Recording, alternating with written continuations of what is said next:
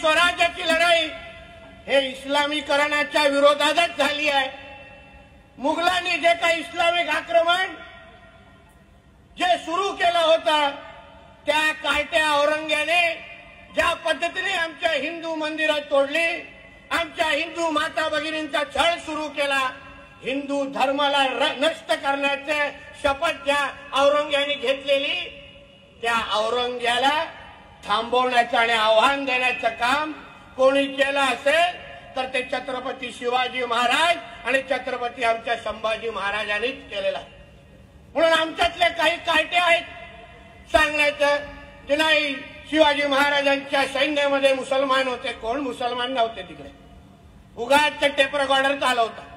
स्वराज्याची लढाई ही इस्लामच्या विरोधातच होती, हिंदू विरुद्ध मुसलमान होती आणि त्या लढाईमध्ये आमच्या राजांनी हिंदू धर्माला इस्लामच्या समोर झुकायला दिलं नाही। हाच आमच्या सगळ्यांचा ज्वलंत इतिहास आहे, ज्वलंत इतिहास। आणि म्हणून जे काही कोण अतिशहाणे आहेत, जास्त शिकलेले, त्यांची दुकानं चालतात या सगळ्या गोष्टीवर, नाही शिवाजी महाराजांनी कधीही कुठली मस्जिद तोडली नाही, कुठलाही मुसलमान त्यांच्या सैन्यावर, सगळं झूट आहे। उभं राहायचं इथे या व्यासपीठावर सांगा, इतिहास आम्हालाही कळतो, तुमच्यापेक्षा दीड थोडा जास्त कळतो।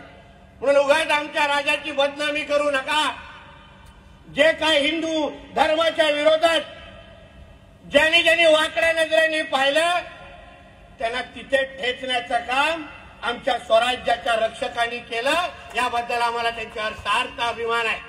सन्माननीय सदा अडचणीत येणार नाही याबद्दलची काळजी घेतली पाहिजे आणि जे आपले म्हणजे ज्यांना देशाच्या बद्दल एक प्रेम आहे असा मुस्लिम समाज मोठ्या प्रमाणावर आपल्या भारतात आहे, आपल्या महाराष्ट्रात आहे आणि त्याच्यामुळं इतिहास आपण जर वाचला, इतिहासात अनेक मोठ्या मोठ्या लोकांनी जी काही पुस्तकं लिहिली आहे, इतिहासाचं संशोधन केलेलं आहे, इतिहासाची माहिती मिळवलेली आहे, खोलवर जाऊन मिळवलेली आहे, त्या सगळ्यात आहे ना छत्रपती शिवाजी महाराजांनी त्यांच्याबरोबर जे काही लोक होते त्याच्यामध्ये मुस्लिम लोक देखील होते।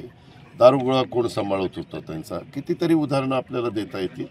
आणि त्याच्यामुळं त्यांनी का असं वक्तव्य केलं, त्यांच्या वक्तव्यामागचा काय हेतू होता ते मला माहिती नाही, परंतु आपल्या देशाबद्दल अभिमान वाटणारा जो मुस्लिम घटक आहे तो सगळा तो देशप्रेमीच आहे ना, भारतप्रेमीच आहे, देशप्रेमीच आहे, एवढंच मला त्याबद्दल सांगायचं आहे।